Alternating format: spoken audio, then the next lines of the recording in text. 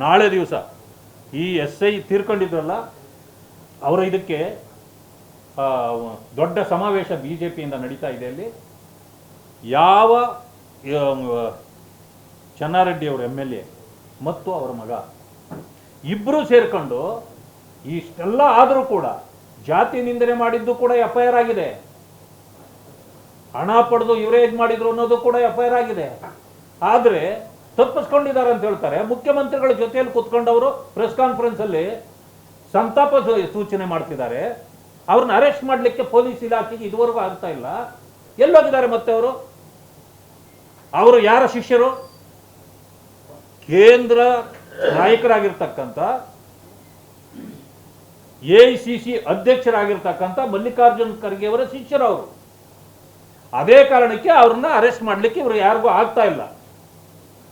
ಇವತ್ತು ನಾನು ಒತ್ತಾಯ ಮಾಡ್ತೇನೆ, ತಕ್ಷಣ ಅವರನ್ನು ಅರೆಸ್ಟ್ ಮಾಡಬೇಕು. ಜಾತಿ ನಿಂದನೆ ಇದು. ಅವ್ರನ್ನ ಏನಂತಂದ್ರೆ ಕೋರ್ಟ್ಗೆ ಹೋಗಿ ಬೇಲ್ ತಗೊಳ್ಳಿಕ್ಕೆ ವ್ಯವಸ್ಥೆ ನಡೀತಾ ಇದೆ. ಮತ್ತೆ ಈ ಸರ್ಕಾರ ದಲಿತರಿಗೆ ಯಾವ ರೀತಿ ನ್ಯಾಯ ಕೊಡ್ತಾರೆ?